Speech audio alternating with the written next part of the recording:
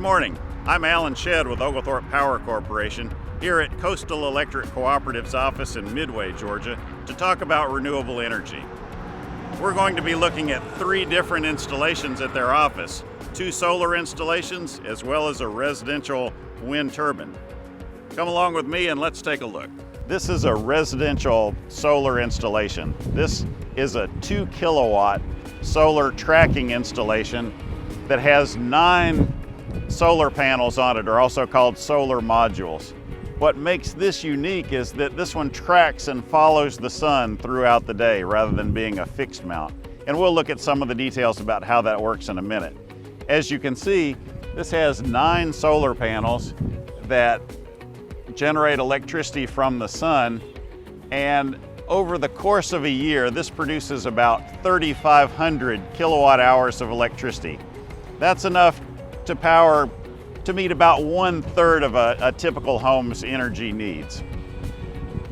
So as we get a little closer and look at the solar panel itself, this whole rectangle here is called a solar module, and you can see each module is made up of a series of solar cells. Each one of those cells takes electricity, generates electricity from the sun. The sun shines on that, produces DC or direct current power that then flows through small wires in this panel and is collected and feeds an inverter on the back side of the installation. Why don't we go around and take a look at it? Now, if you look at the back side of the solar panel, you'll see the wiring here. The electricity generated by each one of these solar cells flows into these wires here. These wires then run up and come into this box here. Now, as I mentioned before, that solar cell produces DC or direct current electricity. Your house uses AC or alternating current. This box, called an inverter, converts that DC power into AC power so that it can run the lights, accessories, appliances in your house. Now, I mentioned before that this installation is a little unique in that it tracks or follows the sun. This is called a dual axis tracker, and there are 2 motors that turn the whole panel this way to follow the sun, as well as adjust the tilt of the panel so that it stays pointed at the sun. The advantage of that is it produces more electricity over the course of the day compared to a fixed mount. It costs a little more money to install, more mechanically complex as you see, perhaps a little more maintenance, but you get greater output from the system. All right, let's step over here and take a look at the wind turbine. Next, we're going to look at this residential wind turbine. This is a turbine made by SkyStream.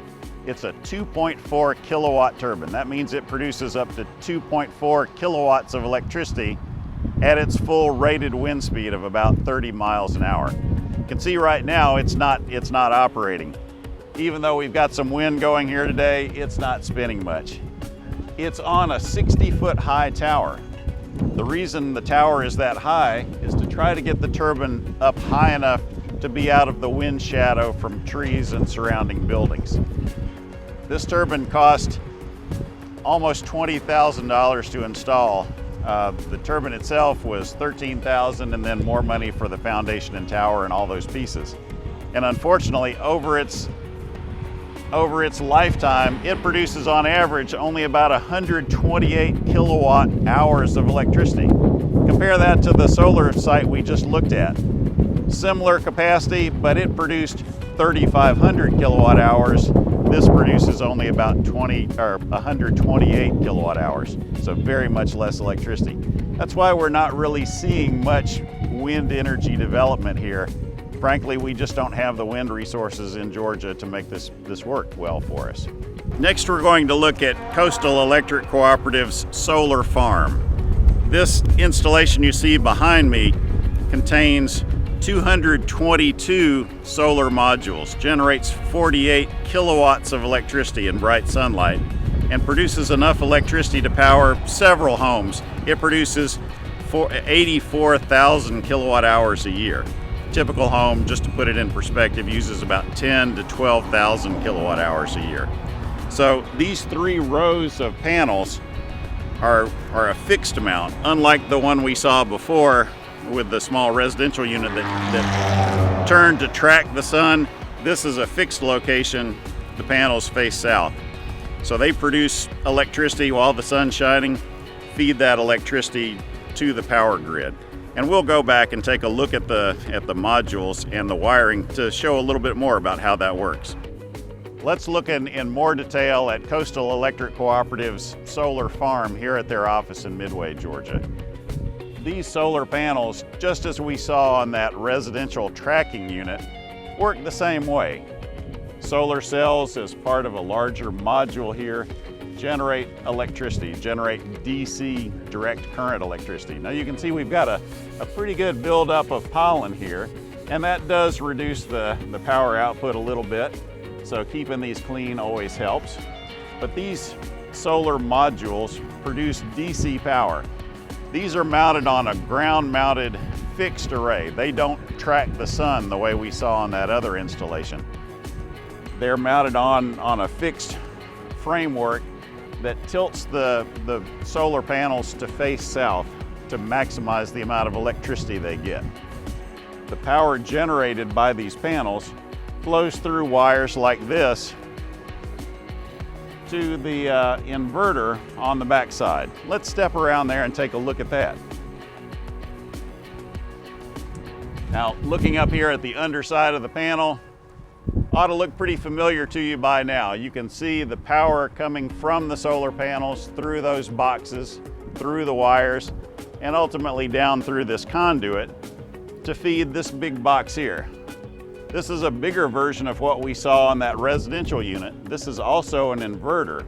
It takes the electricity, the direct current power produced by the solar panels, turns it into AC or alternating current electricity that we use in our homes and businesses and so forth. This box then feeds that power through underground power cables into Coastal Electric Cooperative's office, or in the case of a larger system, out to the power grid to be able to serve homes. So basically, similar operation. We've got our inverters. These boxes contain circuit breakers for safety. Here's the power meter that measures how much electricity the system's producing. And that's basically it. Pretty simple device. No moving parts. Sits there in the sun, generating electricity on a nice sunny day like this. Cloudy day or at night, not so much, obviously. Well, that's it for us here at Coastal Electric. Thanks for stopping by.